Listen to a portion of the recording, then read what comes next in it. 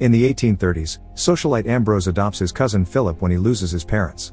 Ambrose raises Philip as his own son, ignoring all the advice from friends saying the kid needs a female presence in his life. The only women allowed in the house are the dogs.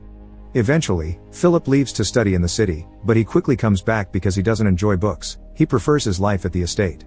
Sadly, Ambrose grows old and sick, so the doctor tells him to move somewhere with a sunnier climate for the sake of his health. Ambrose leaves for Florence and stays in contact with Philip by writing to him. Those letters are shared with Philip's godfather Nick and his daughter Louise. One summer, Philip receives some very surprising news. Ambrose has begun a romance with their widow cousin Rachel, which is curious because Ambrose never paid any attention to women before. The following autumn, Ambrose and Rachel get married. Louise teases Philip, telling him he'll have to find a place of his own soon, but Philip tries not to worry because Ambrose seems to have forgotten his estate even exists. However, the next few letters do begin to worry Philip for real now.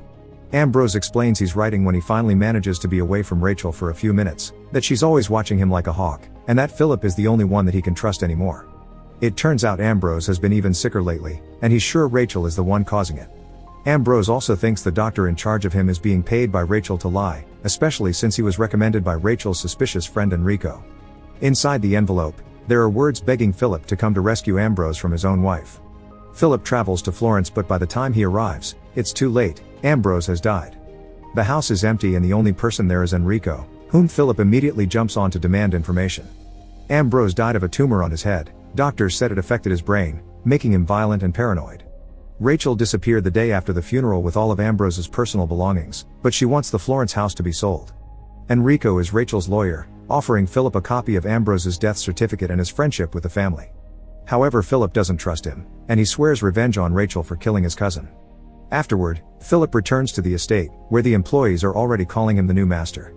Nick checks Ambrose's will, which is still the same one he drew up 10 years ago, so there's no provision made for a wife. This means the entire estate will officially become Philip's on his next birthday.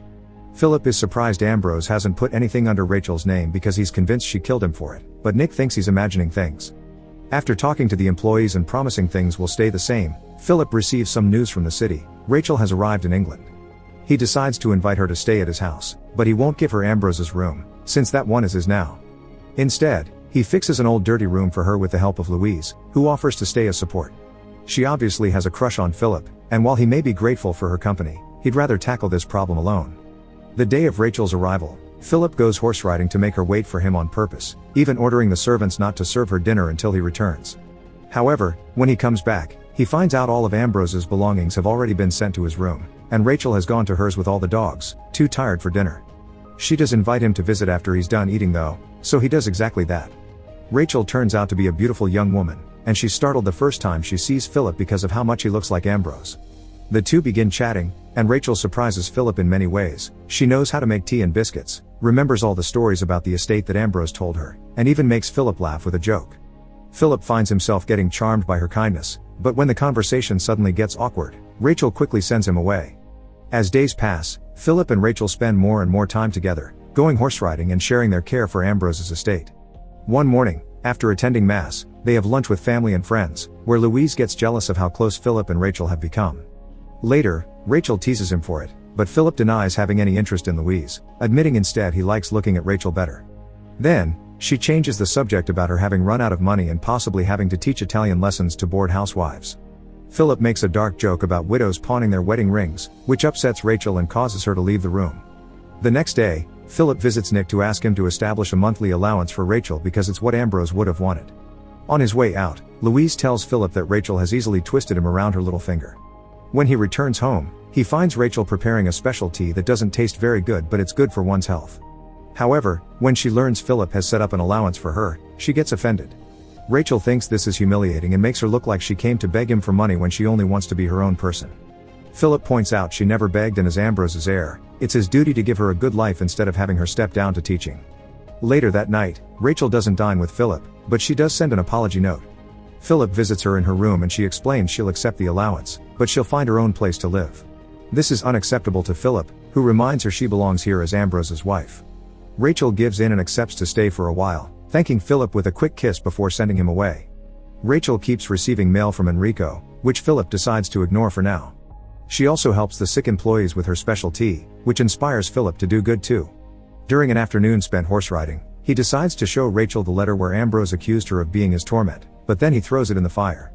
He admits he used to hate Rachel, but he's learned she isn't the woman he had imagined. Afterward, they finally dare to look through Ambrose's belongings, considering the option of donating his clothes. But the sight of it is too much for Rachel to handle, so Philip comforts her through her tears. Wanting Rachel to be happy, Philip begins preparing a few surprises. He cuts a tree himself to be decorated for Christmas, then also goes to the bank to retrieve his mother's pearls from the safe, which nobody has worn since she died. On Christmas Eve, Rachel wears the necklace, and thanks Philip with a proper kiss. They host a celebration with all the people from the estate, eating, singing, dancing, and admiring the big tree. Rachel has even brought a gift for every employee. However, not everyone is happy tonight. After the party is over, Nick brings Philip some worrisome news. Rachel has already severely overdrawn on her account because she's been sending money out of the country. Philip refuses to believe foul play and explains it by saying Rachel is generous, so he orders Nick to increase her allowance.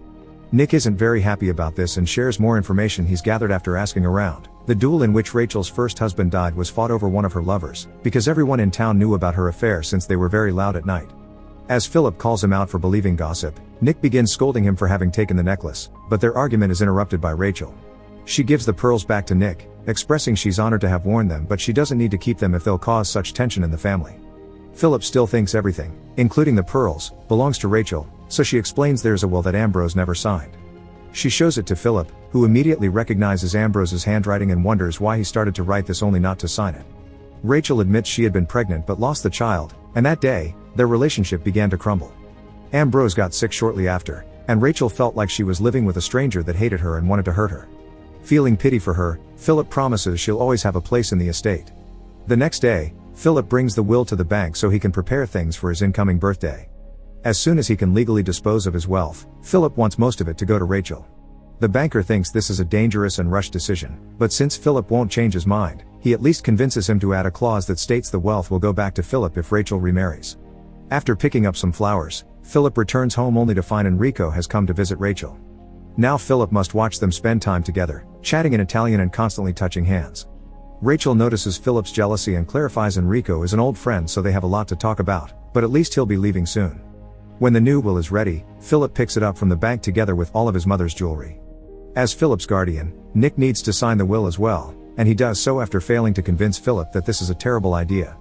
On his way home, Philip takes a cliffside path that crumbles under the horse's hoofs when he rides by, but fortunately, he holds onto the ground and manages not to fall. Night falls at the estate, and Philip waits for the clock to strike midnight to climb Rachel's window in order to spend the first hours of his birthday with her. He gives her an envelope with the will to be read later and gifts her all the jewelry, convincing her to put on the pearls now. Shelley, Philip asks to spend the night with her, and Rachel accepts. The next day, Philip puts things together for a picnic, but Rachel has left the estate to visit the city, so he waits for her by the road. When she comes back, Rachel explains she went to see Nick to get him to explain some of the legal wording on the will, and he was very gentle with his manners even if she knows he disapproves of her. Philip takes Rachel to a field of flowers to have that picnic and convinces her to get busy with him, but Rachel doesn't seem to really be into it and acts distant when they're done.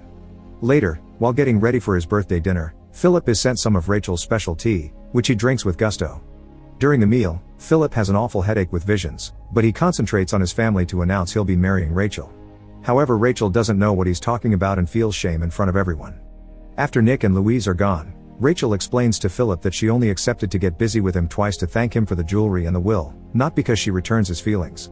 Upset and confused, Philip grabs Rachel not to let her escape the conversation, first by the arm and then by the neck. This breaks the pearl necklace, making Philip see sense and let go of her. The next day, Louise sends Philip a message to meet her in private. She's been worried about him since before Christmas, so Philip shares what happened. He had thought Rachel returned his feelings, but he was wrong. Louise points out a curious coincidence. Rachel had been receptive to Philip before she read the new will, and became distant after Nick explained the special marriage clause to her. Philip doesn't think that makes sense because even if the estate went back to him by marrying her, he would share everything with Rachel. But this isn't enough for Louise, who now points out that a wife can't send money out of the country and must always stay by her husband's side. When he returns home, Philip finds Rachel with one of her friends, who she has hired as her lady-in-waiting because she doesn't feel safe being alone around Philip anymore. That night, Philip passes out in front of them. He wakes up after 5 days, still ill with constant headaches, fever, and weird visions. Rachel sends her friend away and dedicates her time to taking care of Philip, regularly sharing her herbal tea with him. She also sometimes leaves on a horse, so Philip asks her about it. While Rachel doesn't say where she goes, she promises she isn't leaving for good anytime soon. One afternoon, Philip tries to keep himself distracted by looking through Ambrose's books and finds a note from him saying Rachel is greedily going through all his money at an alarming speed. When he starts to feel better, Philip decides to secretly follow Rachel to town and finds her meeting with Enrico, who says hello to her with a quick peck on the lips. Later at home, Philip confronts Rachel about this, and she admits she's invited Enrico to England because she needed his advice, but she doesn't clarify what for. The reason why she didn't tell Philip is that she knows he hates Enrico, and Philip proves her right as he furiously asks her to send Enrico away. Rachel refuses, saying she has a right to have a life of her own and perhaps even invite Enrico to stay here, since this is her house after all. Philip becomes violent, so Rachel grabs a fire poker to keep him away, threatening to call the servants if he tries anything. Rachel has a breakdown, saying she can't do this again, and Philip hugs her as an apology. Sometime later, one of the servants brings Philip a note he found in one of Ambrose's coats that were donated to him. Philip shares it with Louise, who reads aloud Ambrose's theory that Rachel has been poisoning him with her tea. He admits he's been a fool, but there's nothing he can do except watching how Rachel becomes the lady of the house, hosting luncheons for family and friends. One afternoon, Rachel makes tea for Philip and Louise, and makes sure Louise doesn't grab the cup meant for Philip. Getting suspicious, Philip turns down the tea, saying he isn't in the mood for it. Then, Rachel announces she'll go riding, and Philip recommends the views of the cliff path without mentioning the accident he had there. Once Rachel is gone, Philip asks Louise's help to go through her stuff in order to find clues. They find a note from the bank thanking Rachel for returning the jewels, which will be kept in the safe until Philip inherits them again. There's also a letter from Enrico, who advises Rachel not to abandon Philip and perhaps even bring him to Italy so the weather could help him with his health. At that moment, Louise decides to share a bit of information she's been hiding. Nick has done some inquiries and it seems Enrico is gay. Drowning in guilt, Philip rushes out of the house and grabs the first horse he can find, but by the time he makes it to the cliffside, it's too late. Rachel has fallen and died. Years later, Philip is married and has 2 kids with Louise. However, Rachel has never left his thoughts, and he'll forever wonder if she was truly innocent or not as headaches continue to blind him. Make sure to subscribe and turn on notifications so you can watch more videos like this. Thanks for watching.